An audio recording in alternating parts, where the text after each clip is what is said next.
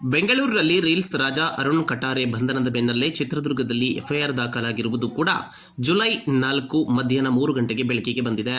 ಅರುಣ್ ಕಟಾರೆ ವಿರುದ್ಧ ಚಿತ್ರದುರ್ಗದ ನಗರ ಠಾಣೆಯಲ್ಲಿ 2 ಕೇಸ್ಗಳು ದಾಖಲಾಗಿದ್ದು ಇದೀಗ ಬೆಳಕಿಗೆ ಬಂದಿದೆ. 2023ರಲ್ಲಿ ಏಪ್ರಿಲ್ ಮತ್ತು ಜುಲೈನಲ್ಲಿ 2 ಕೇಸ್ಗಳು ದಾಖಲಾಗಿದ್ದು ಬ್ಲಾಕ್ಮೇಲ್ ಮತ್ತು ಚೀಟಿಂಗ್ ಮಾಡಿರುವ ಆರೋಪದ ಅಡಿ ಎಫ್ಐಆರ್ ದಾಖಲಾಗಿದೆ. ಬಾಲಕನೋರ್ವನಿಗೆ ಮದ್ಯ ಕುಡಿಸಿ ಸಿಗರೆಟ್ ಸೇದಿಸಿ ಮೊಬೈಲ್ನಲ್ಲಿ ವಿಡಿಯೋ ಮಾಡಿಕೊಂಡು ಅರುಣ್ ಕಟಾರೆ ಬ್ಲಾಕ್ಮೇಲ್ ಮಾಡಿದ್ದ. ಅಲ್ಲದೆ ಮನೆಯಿಂದ ಒಡವೆ ತರುವಂತೆಯೂ ಕೂಡ ಬಾಲಕನಿಗೆ ಬ್ಲಾಕ್ಮೇಲ್ ಮಾಡಿದ್ದ. ಈ ಸಂಬಂಧವಾಗಿ ಬಾಲಕನ ತಂದೆ ಬಾಲಾಜಿ ಎಂಬುವರು ಚಿತ್ರದುರ್ಗದ ನಗರ ಠಾಣೆಯಲ್ಲಿ ಕೇಸ್ ದಾಖಲಿಸಿದ್ದರು. ಅಷ್ಟೇ ಅಲ್ಲದೆ ಮತ್ತೊಬ್ಬರಿಗೆ ಹಣ ಡಬ್ಲಿಂಗ್ ಮಾಡಿಕೊಡುವುದಾಗಿ ನಂಬಿಸಿ ಈ ಒಂದು ವಂಚಿಸಿದ್ದ ಹಿನ್ನೆಲೆಯಲ್ಲಿ ಕೇಸ್ ದಾಖಲಿಸಲಾಗಿತ್ತು.